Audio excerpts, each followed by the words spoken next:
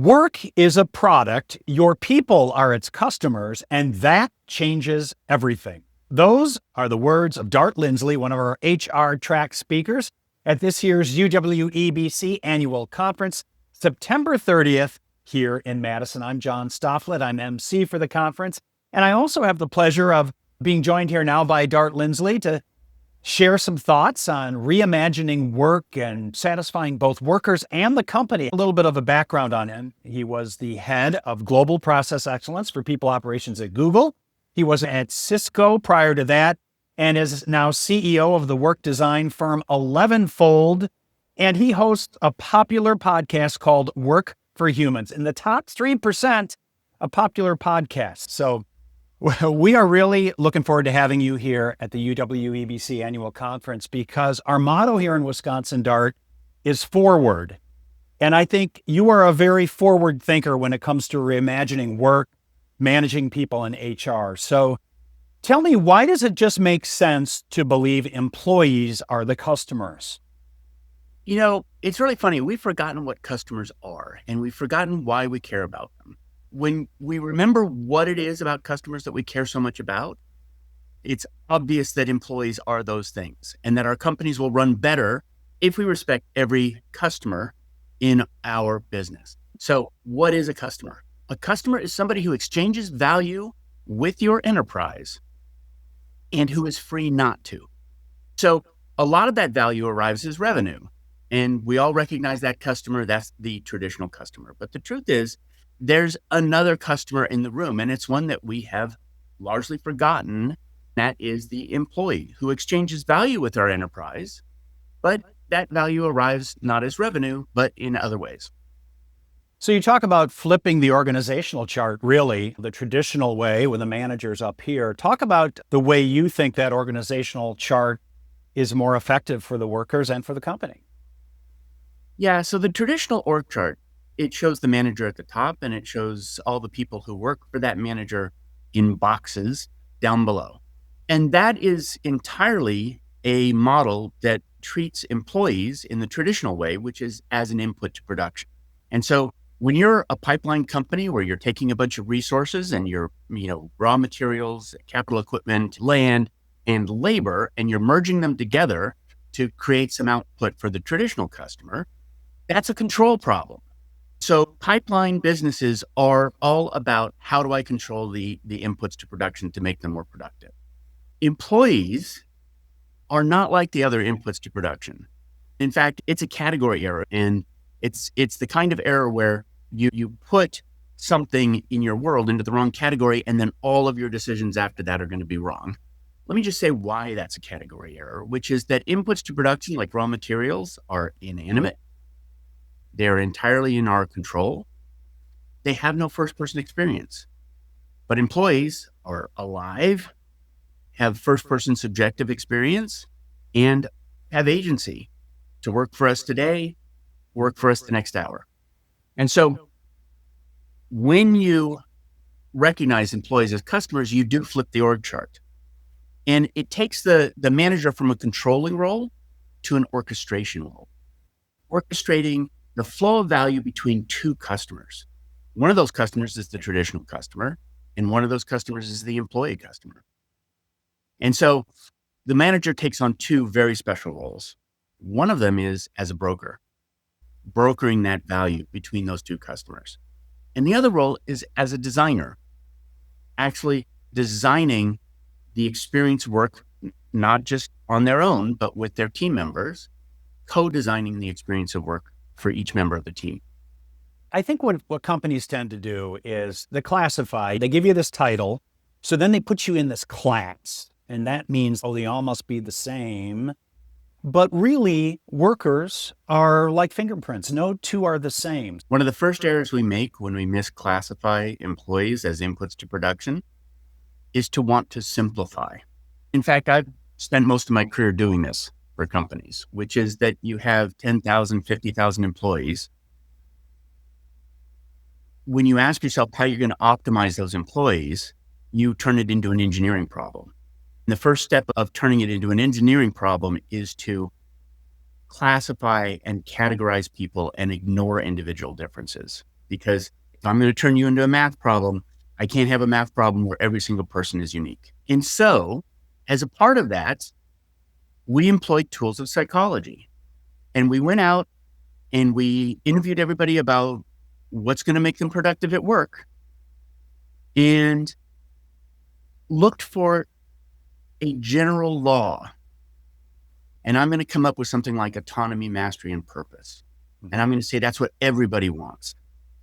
But that step from the specific individual to these grand laws was an error. And it's an error because when you really get down and do the research, which I have done, I've interviewed many, many hundreds of people about what they want from work. What you find is that we took all the differences of people and we rolled them up into some general idea like purpose. But when you look back into what they said, every single person has a different purpose. So what does that word even mean? It's not useful to say purpose if it means 100 different things. And it's certainly not useful for a designer of a product to actually make design decisions. So tell me about the bubble chart, how you use statistics and data. I think you were alluding to it there, kind of make the end result of work more human. So when a manager is multi-sided, and so that's the way we say it. We call this multi-sided management. It's management that recognizes that there's this other customer in the room, which is employees. So a multi-sided manager is a broker and is brokering the optimization of the flow of value between two customers. The bubble chart is a tool to enable that. And what it does is on a monthly basis, a team sits down and looks at all the work that they're doing. The team will have maybe 20 categories of work. And for each category of work, there's a 2x2, there's a bubble. And the size of the bubble is how much of your attention as a team is going to that particular category of work. How far it is to the right, the x-axis, is how much is that contributing to the purpose of the company. So the farther the bubble is to the right, the more it's contributing to the purpose of the company. The vertical axis, the y-axis, the higher it is, the more uniquely qualified your team is to do that work. Another way to say that is it's the highest margin work you can do because you're uniquely qualified to do that work. Probably nobody else in the company can do it.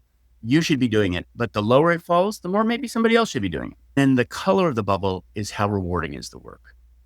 And there's a way in which I consider this a tactic, right?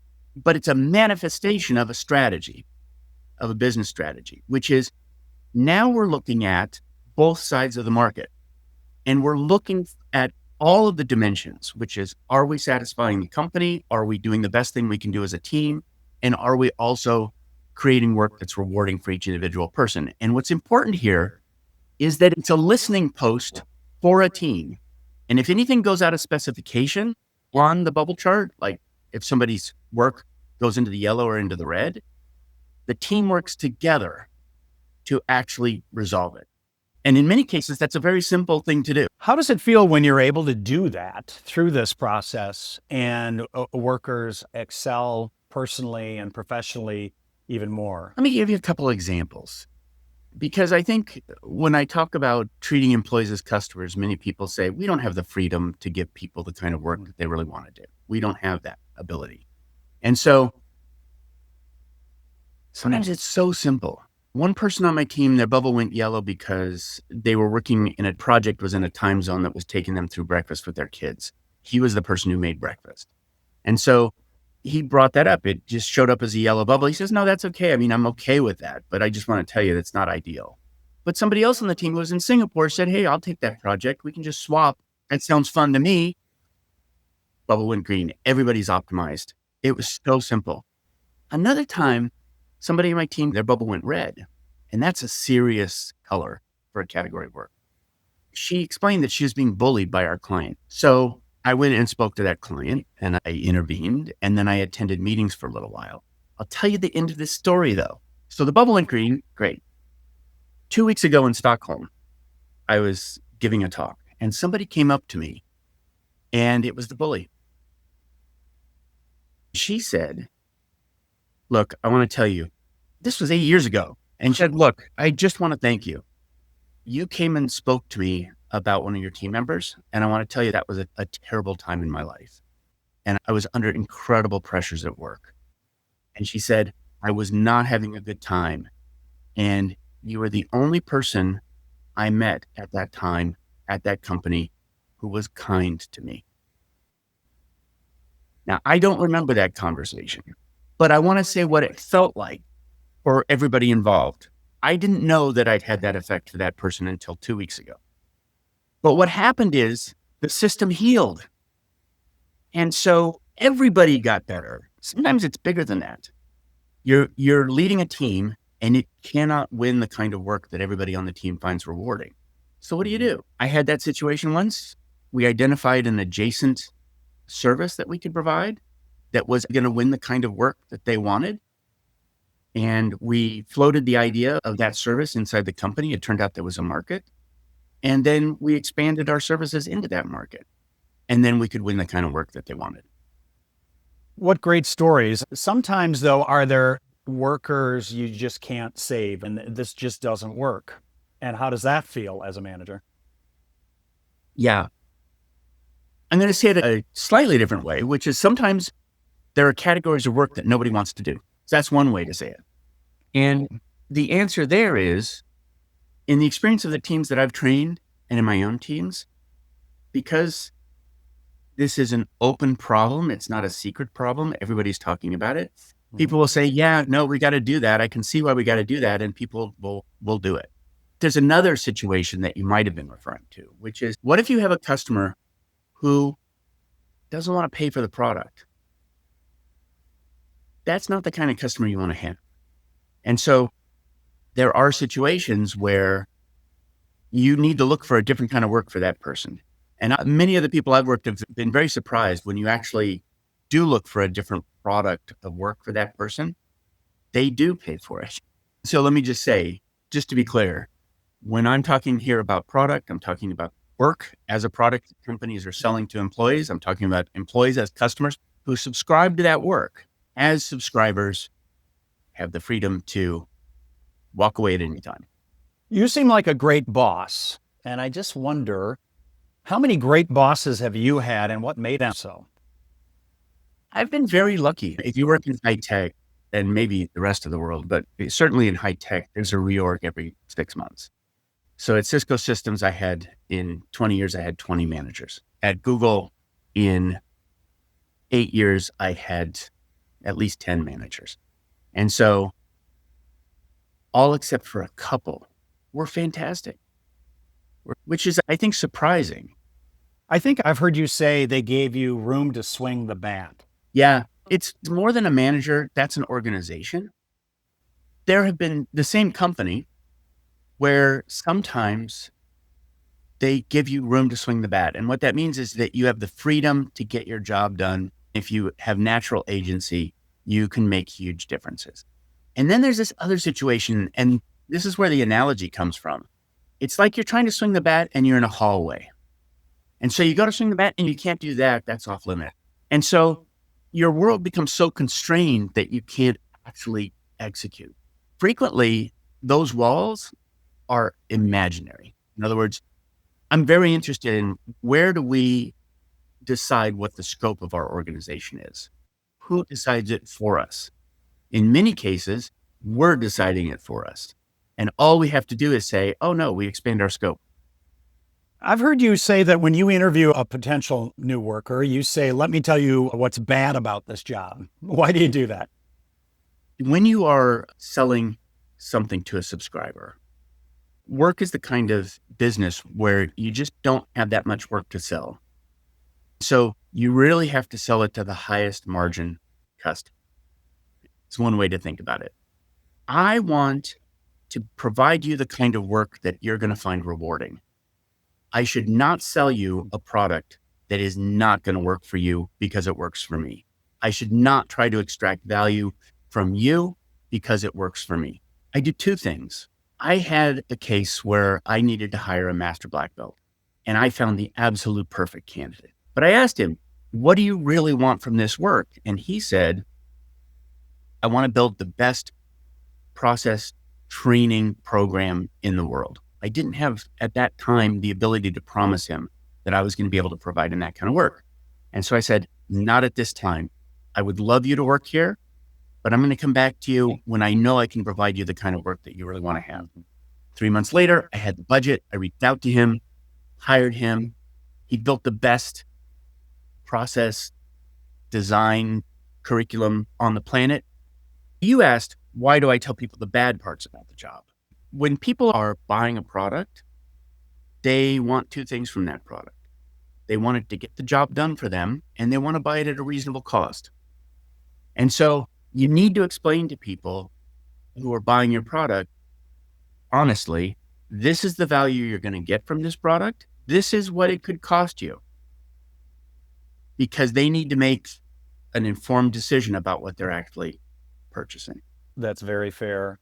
I got to talk to you about AI because sadly we know it's going to lead to the loss of a lot of jobs. Maybe talk about that a little bit, but how AI can be used to make the jobs that we do and the work experience better. Yeah. So this is a really interesting space. AI has the potential to be improved means to unimproved ends. And so what that means is it can superpower a model that treats people like things, which is the input to production model. When you are an input to production, and when I am trying to simplify you to make you act more like an input to production, more like a thing, AI comes along and I'm delighted because at last I can turn you into a thing. I can replace you with a thing, which is really appealing to that mindset. When you're a customer, I'm going to have a very different approach to that problem. There's work, there's a person doing the work, and there are the tools we use to do the work. So I've interviewed scores of people about what is your favorite tool of the trade and why. I interviewed my barber, and my barber said, it's these shears. He says, clippers make me faster, they make me more efficient, but these shears are what make me able to better express myself. They make me able to create the outcome that I think is the highest possible quality outcome. Well, what is it about those shears? And he says, well, they fit my hand just so, and they help me to bring my whole self to the work. That's what we're looking for in tools. And when we recognize employees as customers, and we start to ask them, how do you want this tool to fit in your hand? And how is it going to help you bring more of yourself to the work? That's the approach. That's the transformation. I want to talk about 11fold, your work design firm. Really some interesting statements on the website. It says your typical clients recognize employees are critical to their success, are skeptical of the management practices of the past, want to make a lasting difference for employees in the work they do, and want to take action right now. Well, not all companies think that way. So do you try to work with companies to start thinking that way? This is a really different way of thinking, and it's probably scary to what they are used to. How do you deal with that? There are two different ways. One is you cast a very wide net and you find people who are ready to think differently. And in fact, that's what that statement is. Partially through my podcast, we cast a very large net and we find a very broad range of organizations, some of whom are on the verge of this kind of transformation. But yes, we do help companies to start down the path. And one way is by speaking to leaders. So who can actually make this change? There's kind of two special spots in the organization. One is, if you're really going to do this as a company, it's a business model transformation. A business model transformation can really only be done by the board, the CEO, the founder, the kinds of people who are in a position. The bigger your company, the harder that might be. That's part of the reason why so many incumbents are disrupted by companies new into the market, because they come in with different business models. And so smaller companies have an easier time. But the second thing is that this can happen team by team. Managers today are put in an excruciating position, which is that they are asked by their organization to treat their teams like inputs to production. They can see their teams right there, and their teams are full humans and they know it. And so managers and teams find this an incredible relief, which is, no, the manager is not in a controlling role. Everybody's agentic. We're working together. We are figuring out ways together to both satisfy the needs of the business and satisfy our needs as individuals. Managers adopt this inside organizations that may not have. Well, another thing that really caught my eye, a statement on there, was that there is something worse than having your employees leave. They are the working dead. Explain. A lot of times when we look at data about the workforce and their sentiment, we look at the part of the workforce that is really disillusioned, the bottom 20% who are the least happy. That's the 20% that is going to leave, or that's the 20% that's trapped. And in fact, voluntary turnover rates don't fluctuate so much with what the company does as what the economy does. When people feel secure in the economy, they walk out of their businesses. But when they don't feel secure in the economy, they stay even though they're unhappy.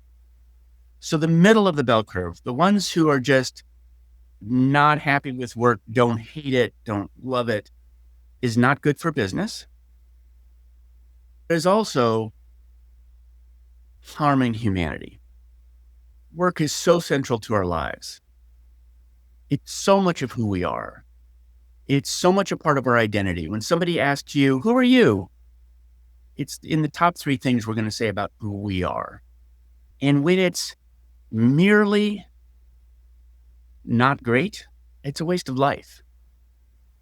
Yeah, that was a great take. Before you got into HR and work design, you were in the arts as a writer, editor, university instructor, even a criminal investigator for a public defender's office. Is that right? Mm-hmm. That's correct. So what led Dart Lindsley to say, you know what, I want to go into HR, and, how has that background in the arts and even as an investigator shaped you and what you do today? Well, the bridge was, I worked 6 years as a criminal defense investigator. And when my wife and I were having twins and we needed money, I said, well, what skills do I have? I started calling around, and I called a recruiter, and they said, well, what are you good at? And I said, I'm good at finding people, and I'm good at interviewing them, and I'm good at writing. And they said, well, you're great on the phone. You want to work for us? And I said, yes. And so I got into the business through recruiting. Along the way, I fell in love with the problems of HR. Absolutely in love. There's this beautiful problem space that is both a large system and all the people in the large system. There were a couple of times when I left HR. So what happened is I was a recruiter for about 6 years, and then I became an analyst. And then I rose up the ranks of analysis to become the head of business architecture. Business architecture is the highest level of analysis that there is in a company. And it has to do with helping the company coordinate its response to business change across the whole company. Really important job. But I came back to HR. I came back to HR because I think it's a beautiful problem to solve. And it's one that's largely unsolved. That is a great quote. My final question then. So Dart Lindsley fills out the bubble chart. Is Dart Lindsley gratified and satisfied and empowered by the product that he makes as a customer? I will tell you that this month I have one yellow bubble. I can tell you that's 3% of my job right now. Every other bubble is green. Well, my bubbles are green after this interview because this was one of the most fascinating I've had the pleasure of doing, Dart. Your insight is really great. And I know that's the reason why people who have heard you here will want to see you in September at the UWEBC Annual Conference. Go to the UWEBC website to find out more about registering if you haven't already. Dart, thank you so much. We look forward to welcoming you here to Wisconsin, and we will see you in September. May all your bubbles be green.